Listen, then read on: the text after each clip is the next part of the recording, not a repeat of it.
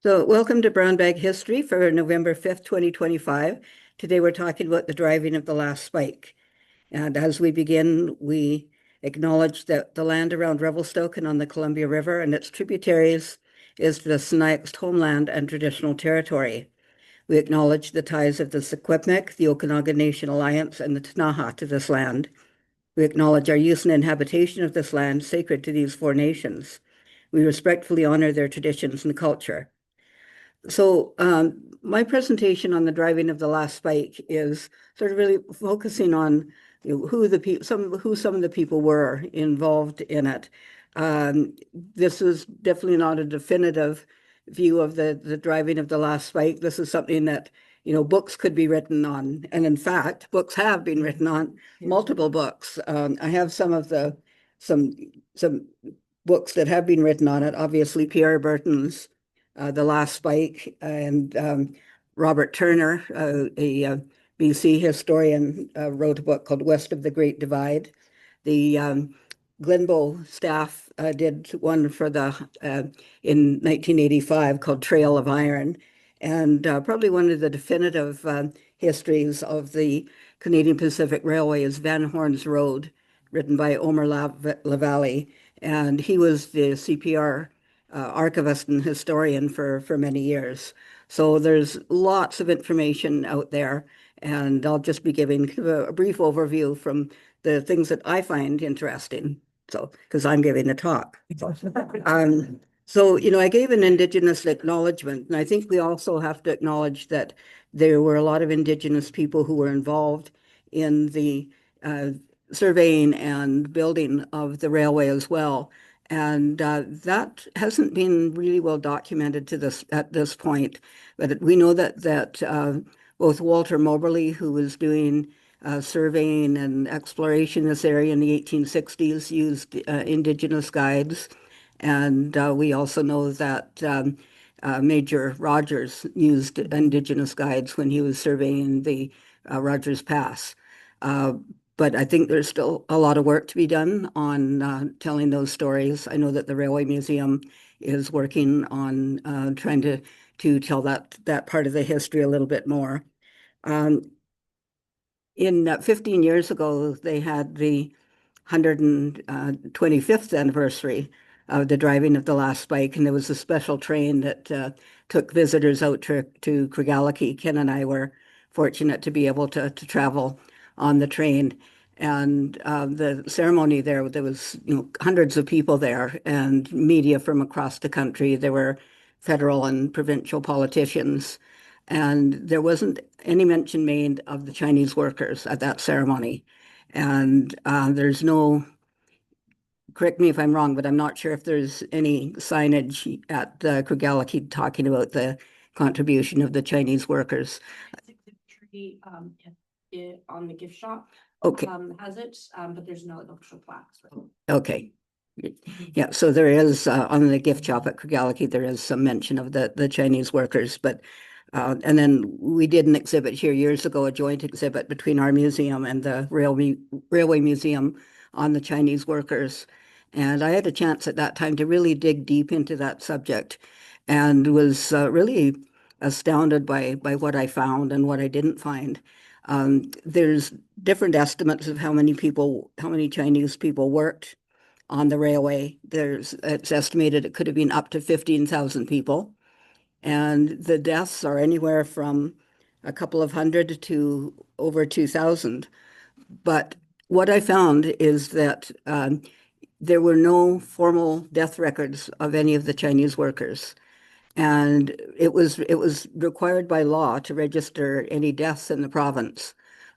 And I found when I was going through the News Inland Sentinel newspaper, which was printed initially out of Yale and then eventually Kamloops, if they'd mention a Caucasian worker who was killed, you could find his death records. But then it would say 6 Chinese workers died at such and such a tunnel today. There was no record of their death. So there's a real lack of records in terms of being able to really record that history and really dig deep into it and find out how many people were involved, and so there's a lot we don't know. What we do know is that that the Chinese workers were paid about half of what the Caucasian workers were paid, and they weren't given adequate housing, and they were supposed to have been given an allowance to live on during the winter when they couldn't work, but that didn't happen. So there was one winter that several people died of scurvy in and around Hope because they couldn't get adequate food. Um, the when they were building the railway, it was separated into different contracts. So the contract for the the western section of the line from Port Moody east was awarded, well, it was originally awarded to a different contractor, and then that contractor sold the contracts to Andrew Onderdonk. Apparently, that's something that happened back then. So Andrew Onderdonk ended up being the contractor for the western part of the line from Port Moody until the contract was basically until he ran out of rails, and that happened to be at Craigellachie. So he recognized that he couldn't build the railway without labor from China because there just weren't that many people in the province at the time. And there was no railway to get them here from the east because there was, definitely a bigger supply of workers in the east. So there was a lot of pushback, especially by businessmen and politicians in Victoria. And the Sir John A. Macdonald, the Prime Minister, waded into that discussion and said, if you want the railway, you have to have the Chinese workers. That's a bit of a paraphrase of what he actually said, but that was the intent. He said the railway can't be built without allowing this labor in. But there's a whole other story about what happened that, and I have talked about that in my other talks. So as I say, there were these many Chinese people who were working on the railway, and that was really part of the story of the section of the railway between Craigellachie and the coast. So Major Albert Bowman Rogers from the States was given the task of surveying a route through the Selkirk Mountains. And of course, quite a task. And I've heard lots of stories about him. Some reports called him Hell's Bells Rogers because he was swearing quite a bit and had a habit of chewing tobacco and just spitting on the ground, and had a constitution where he didn't seem to need a lot to eat, and he applied that same thing to his workers. So a lot of people who were working with him complained that they were vastly underfed. But anyway, he did locate the line. He wasn't in it for the pay. In fact, I've heard stories that the check that was issued to him, he never cashed. He wanted it named after him. And this is a cartoon my friend Rob Buchanan did. What if Major Rogers took Mr. Rogers to discover Rogers Pass? And Mr. Rogers is saying it's a beautiful day in the neighborhood. And Major Rogers says, pass me more dang spitting tobacco. And Mr. Rogers, would you like to be my friend, Major Rogers? Pass. Just one of Rob's quite brilliant cartoons. And then Rogers was also given the job of locating the line between Savannah and Eagle Pass. So he was definitely a major figure in the work. Onderdonk's contract ended in September of 1885 when he ran out of rails at the spot where the spike was eventually driven. So the crews from the east were completing the contract and eventually met up at Craigellachie. There was a man named James Ross who was in charge of the contract to the Selkirks. In the spring of 1885, there was deep snow still on the ground. They tried to proceed with bridge projects when the men went on strike. The cash position of the CPR was in crisis point at that time, and men had not been paid for several months. In late March, about 1,000 of the 2,500 construction workers in the pass refused to work. A smaller group tried to stop grading, and a confrontation developed. Sam Steele of the Northwest Mounted Police, who was actually located at Revelstoke for part of the railway construction, was credited with calming the angry crews at Beavermouth The story goes that he was seriously ill with Rocky Mountain spotted fever, but came off his sickbed to quell the crowd. Several men were arrested and sent east. And apparently, James Ross used some of his own funds to pay the men as much as possible, and work resumed. Ross discovered that some of the line, as surveyed by Major Rogers, was impractical due to avalanche paths. Ross had had men stationed in the past during the winter of 1884 to 1885. When we were doing the exhibit, Land of Thunder and Snow, John Woods was actually able to find records of some of the surveyors who were in the pass over the winters and access their journals. There were deaths that happened amongst the people who were doing that survey work, because at that point nobody knew where the avalanche paths were. So that was a major part of the work at the time. We have a book in the archives. It was published in 1947. It's called When the Steel Went Through by P. Turner Bone. And he was an engineer working on the bridges in the Rockies and the Selkirks, a structural engineer. Due to the number of bridges to be built in a short period of time, they had 3 engineers looking after the construction of the bridges. P. Turner Bowen was in charge of the construction of Mountain Creek Bridge, which was 1,200 feet long and 150 feet high. It was the largest of all of the bridges in regard to the amount of timber required. It consisted of a central span of 150 feet, flanked at each end by 2 smaller truss spans of 30 feet each. So massive piece of construction. I look at something like that and I think they didn't have any mechanical equipment. This was all done by hand labor. It's just really astounding to think of that. So James Ross came to inspect the work, and Bone said that there were some planks of the staging underneath the deck still in place. Ross wanted to get down to them to make some inspections there. To do this, he squeezed his body through the deck between the ties, but he could get no further. He looked up to me and laughed and said he couldn't get his head through. So that was as far as that inspection went. The summit of the Selkirks was reached on August 17th, 1885, and the major bridges to the east were in place by that time. Bone said getting down on the western slope of the Selkirks was a problem which Sammy Sykes had for some time been endeavoring to solve, and he succeeded. He located a line which came to be known as the Loop.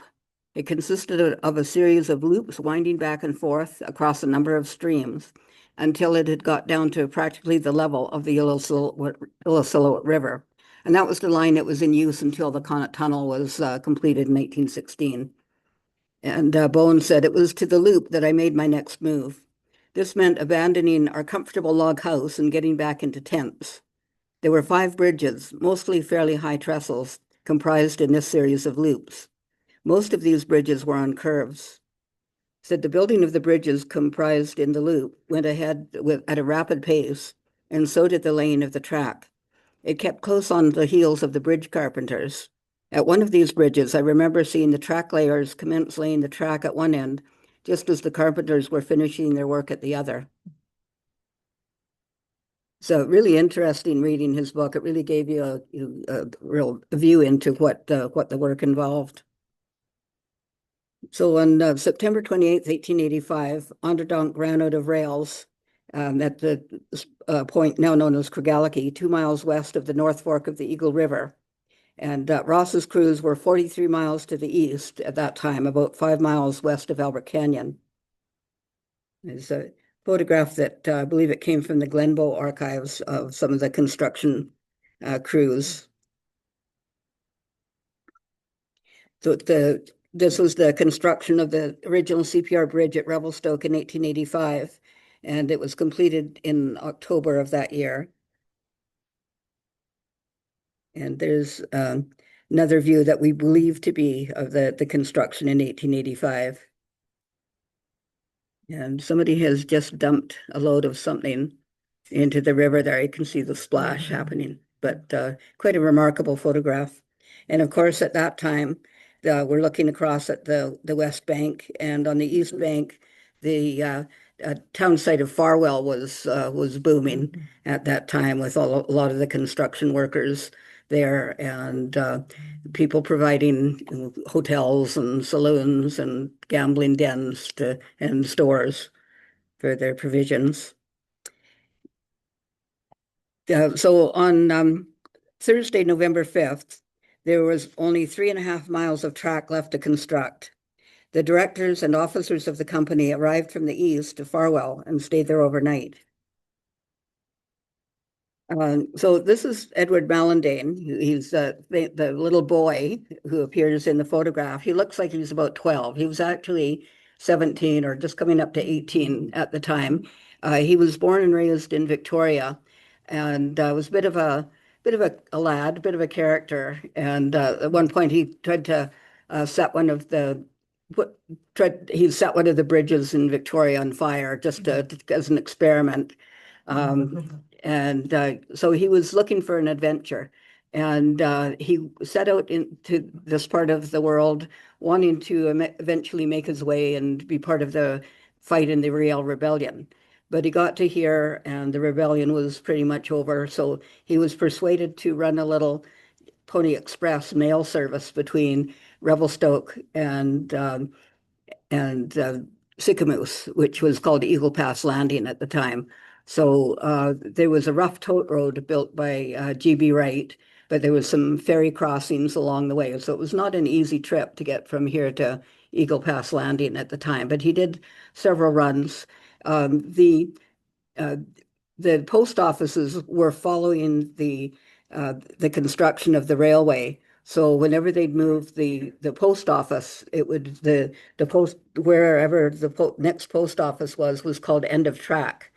And I know a friend who used to be he provided a lot of the railway information that we have in our collection, and he was also a philatelist. He collected stamps and stamps like the mail stamps that were put on. So he actually was able to get a hold of some envelopes that had end of track 1885. And so at one point this was end of track. So Mallandane was doing that, and his work was pretty much wrapping up, but he decided at that point that he wanted to stick around and witness the driving of the last spike. So he wrote quite a long article in the local newspaper in the 1940s. So he had a lot of his reminiscences of what happened there. So he talked about the trip to Craigellachie. He said, on the afternoon of November 6th, several of us left Farwell on a train consisting of an engine and tender and 3 flat cars loaded with rails. The last train to load rails for Craigellachie. A cold, cheerless, rough ride we had. Shortly after leaving Farwell, it began to snow. This made the rails slippery, and when we reached the big gumbo slide or grade, we were unable to get over it. And after 3 attempts, in each of which the train would run back on itself, we were obliged to cut off 1 car. Then we managed to make it over the grade. Far into the darkness of the night we traveled, shivering with cold, lying down on top of the steel rails, unable to sleep, almost shaken to pieces, as the train traveled slowly over the unballasted and rough roadbed. Finally, it came to an end. It was pitch dark, and we were able to get off, and after a great deal of difficulty, we managed to snatch a short sleep in a vacant boxcar. All through the night, the rails were laid from both east and west, and early the following morning, November 7th, we were astir, watching the rails gradually approaching each other. So the next day, the train carrying Van Horn, Donald Smith, Sanford Fleming, John Egan, some family members arrived at the scene as the 2 final lengths of rail were being cut to complete the main line. The cut rails were put in place and lightly spiked. The last spike was to be driven at the rail join, connecting the rails from the east with those from the west. Shortly after 9 o'clock, everyone took their place, with Major Rogers holding the tie against the rail with a bar. Arthur Piers, Van Horn's assistant, looked at his watch. It was 9:22 Pacific time. This is where Mellandane continues his narrative, and there's a little bit of discrepancy between some of the versions, but that's to be expected when you're writing about something 40 years later. Soon there remained but a single rail to be laid. The distance was measured. It was discovered that the rail was about 3 feet too long. And while this was being shortened, Sir Donald Smith and his party came on the scene. They watched the proceedings in readiness to drive the last spike. Then the rail was laid. The spectators, numbering probably 50 outside of the workmen, intently watched each spike as it was driven. Finally, there remained but one more spike to be driven. It was partly driven in, and a hammer was given to Sir Donald Smith to drive it home. Before doing so, 3 photographs were taken by a photographer named Ross of Ross Best and Company, Winnipeg. And Mellandane describes him as being a small man with a hunched back. He said he took one when Sir Donald had the hammer over his shoulder, preparatory to striking, one with the hammer over his head, and one with the hammer on the nail head. Then he quickly and in a most workmanlike manner drove the spike home. Everybody cheered, the locomotives whistled and shrieked. Several short speeches were made, hands were shaken, and Major Rogers, the discoverer of the pass, named after him, became so gleeful that he upended a huge tie and tried to mark the spot by the side of the track by sticking it in the ground. Thus was the Dominion of Canada bound together by bands of steel reaching from the Atlantic to the Pacific. And Mellandane continues, as soon as the ceremony was over, the last spike was extracted and hammered to bits, and the last piece of rail that was cut off was chipped, and the last tie was splintered, and everyone who wanted it secured a memento of this memorable occasion. And I've actually seen a piece of jewelry that was made from one of the chips off of the spike. When we were going on the train to the ceremony in 2010, there was a family member, a great-grandson of one of the directors, who had a little brooch that had been made out of it. And so he let me hold it. So I was showing it to other people on the train. So that was pretty interesting. Pierre Berton does describe it slightly different. And he also said that when they finished a transcontinental railway in the United States, or the Northern Pacific had paid between $175,000 and $250,000 to do a ceremony to drive in their golden spike there in the U.S. But these men they were all from Scotland. They knew that there wasn't a heck of a lot money left after building, and they weren't going to spend money on an elaborate ceremony. So they still had big expenditures that they had to deal with.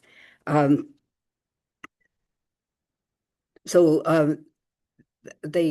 word is that there was that one speech made by Donald Smith saying the work was well done in every way, and that was really all they needed to say. We did it.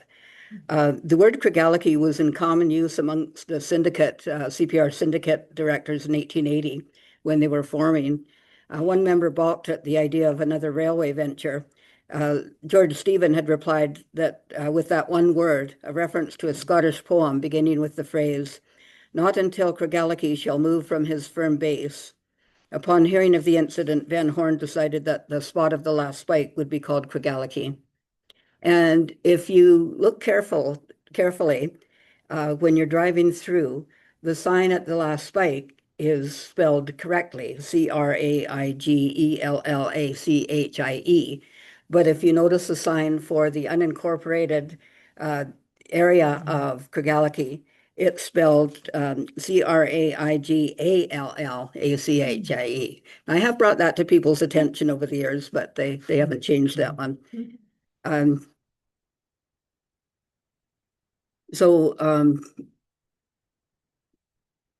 Pierre Berton, talks about like the engine that they were using was engine 148, and talked about how Edward Mellandane squeezed in behind Smith, and because he was small enough, he was able to work his way up to the front.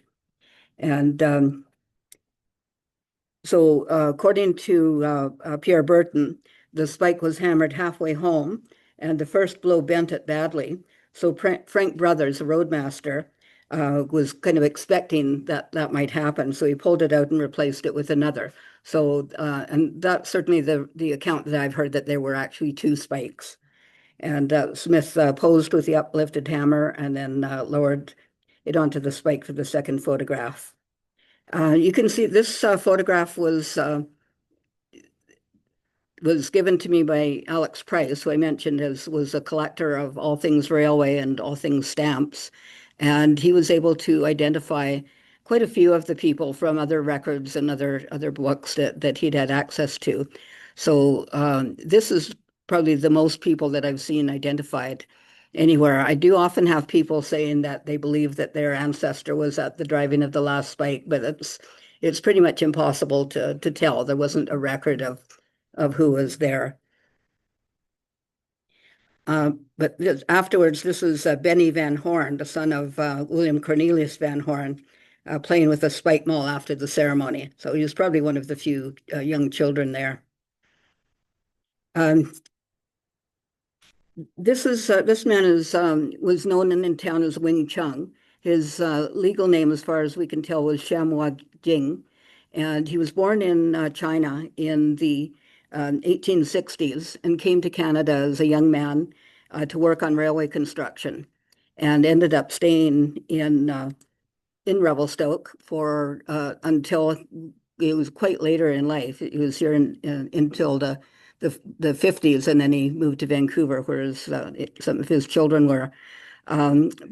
But his obituary in 1955, it stated that he'd been present at the driving of the last spike. That's certainly possible. You know, there would have been probably a lot more people there than were visible in the photograph. And so it's entirely possible that he was there. You know, it's hard to know one way or to know for certain whether people were there or weren't there, but it's definitely a possibility.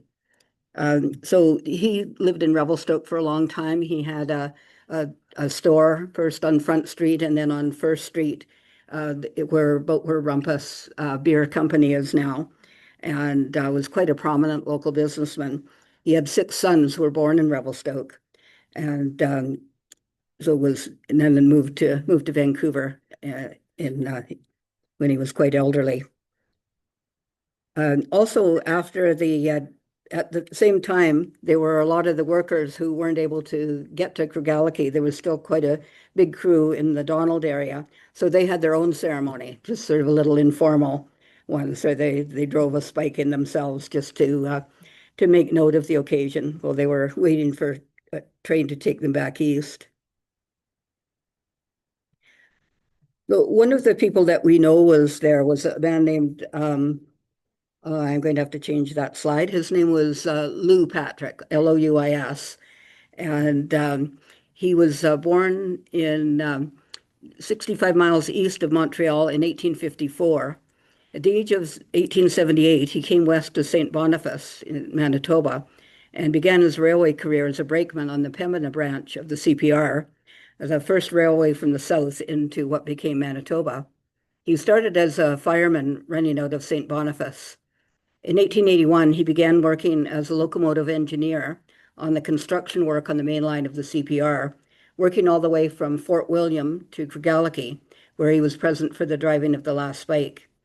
After the railway was completed in November 1885, Patrick went home to Montreal to visit his parents for the winter. In June of 1886, when the first passenger train left Canmore for the west over the reopened railway, Lou Patrick was the engineer as far as Donald.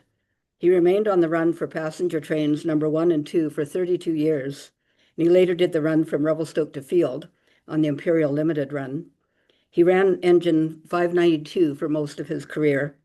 When the divisional points changed to Lagan, Lake Louise, and Revelstoke, and then to Field and Revelstoke, Lou Patrick continued at the throttles of passenger trains numbers 1 and 2 for 32 years. In December of 1916, he brought the first passenger train through the new 5-mile-long Connaught Tunnel. The last 18 months of his railway career were spent on the Arrowhead branch line. And he apparently had a unique whistle on his engine.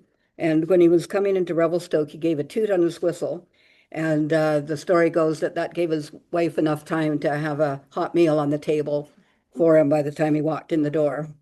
He retired in 1919 and they moved to Vancouver. And he passed away in 1942, the age of 89. So really one of the real remarkable pioneer railwaymen.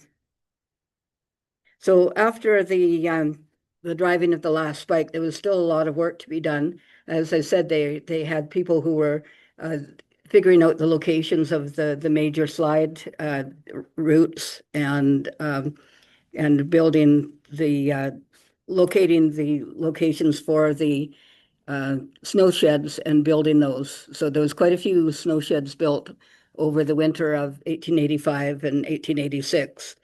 And so then finally, in the first transcontinental passenger train left Montreal on June 29th, 1886, with a connecting train from Toronto meeting it.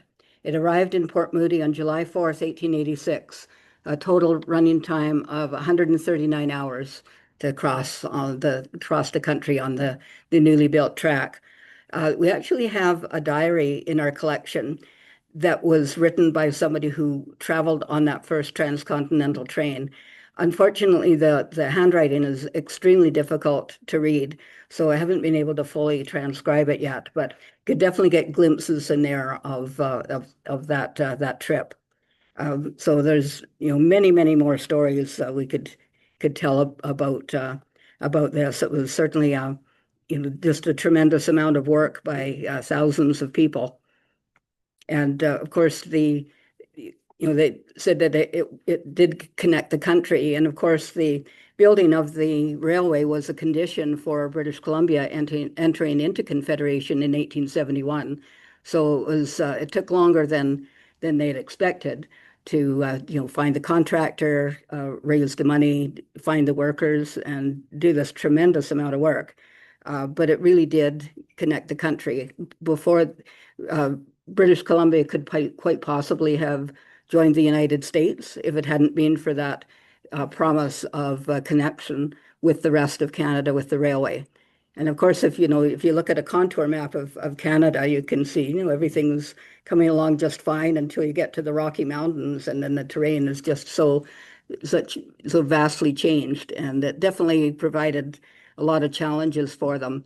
But the fact that they were able to overcome those challenges is really really incredible. It really speaks to the determination of the people at the time. And so there's the first continental train at the Loops in the summer of 1886, and the dining car known as the Holyrood was at the rear of the train. And then Pacific Express train in the Loops around that time. So then they wanted to make sure that the spot where the last spike was driven was marked. So originally there was just a little obelisk and a wooden sign, as you can see here. This photograph was taken during the 1920s. So this little sort of concrete obelisk and a little wooden sign there that says last spike driven Craigellachie CPR November 7th, 1885. So in 1927, the CPR wanted to do a more long-lasting and more fitting monument to the driving of the last spike. And they got a local stonemason, Joe Perricini, to build the cairn. And Perricini had come over from northern Italy in 1903, along with several other Italian stone and brick masons.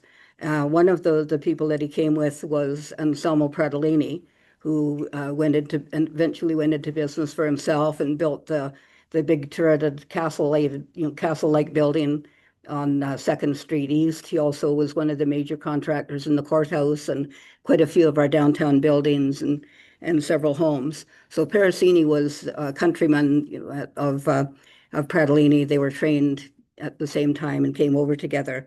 But Perricini stayed in the employ of the CPR and was their sort of chief stonemason for any of that work that they were doing. So he was the one that built the cairn in 1927, and then the cairn was rebuilt in 1985, the centennial of the driving of the last spike. So it was mounted on a new base, And at that time, they had a stone from each province and territory embedded around three sides. And on the fourth side is a large stone of granite from Craigellachie, Scotland. And the original plaque is on the side of the cairn. So that was unveiled on November 7th, 1985 by Lord Strathcona, who was the great-grandson of Donald Smith, and Lord Shaughnessy, the grandson of Thomas Shaughnessy, one of the CPR directors. And that day, Ruby Nobbs, who was my boss for many years and was really the town historian at the time, and was also very responsible uh, in the creation of the Railway Museum as well. Her father was a pioneer engineer, so she was really interested in railway history. And she was at the ceremony in Craigellachie. And I didn't realize it, but there was a busload of people who'd gone out there. And about 3 o'clock that afternoon, the bus pulled out in front of the museum, and these busload of railway historians came into the building. I've never been more intimidated in my entire life. Uh, but and then of course the museum wasn't what it is now, and there was no railway museum at the time, so we had a bigger collection of railway material than we do at this time. But that was certainly seen as a really important moment in history, is celebrating the 100th anniversary. And so then it's also the historic site marker at Craigellachie. That was placed in 1958, which is BC's centennial year. And there's been reenactments of the driving of the last spike over the years. This one happened in July 1st of 1944, when the Kinsman Club started a local event that they called Golden Spike Days.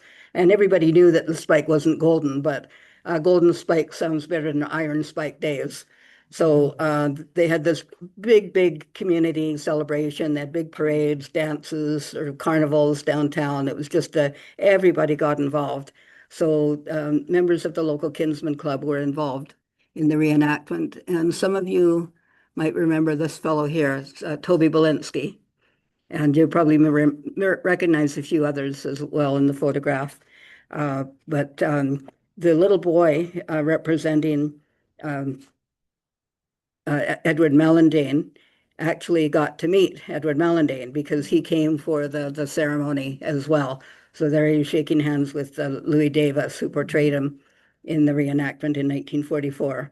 And that's the time where we got a lot of information from Edward Malindane, who at that time was known as Colonel Malindane. And he was actually the founder of the town site of Creston, the community of Creston. So he had quite a good military career, and then went on to start a sort of farming community, which he was named Creston.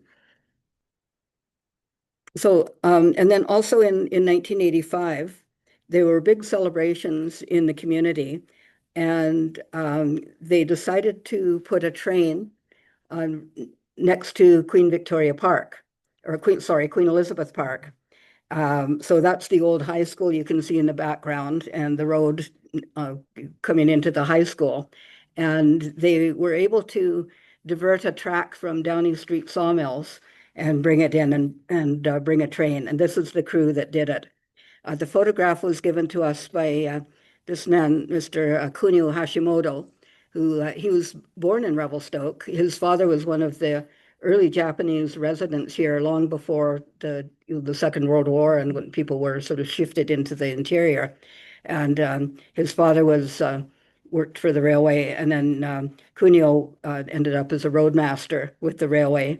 There's Jack White, the superintendent at the time, and we do have the identification for all these people now. Somebody gave us all the names, so we do have that. But that was quite a task for them, actually getting a train next to Queen Elizabeth Park.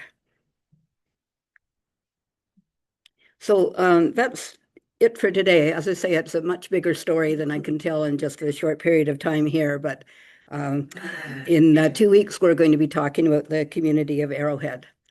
So thank you very much for coming today. I'm just going to stop recording here. And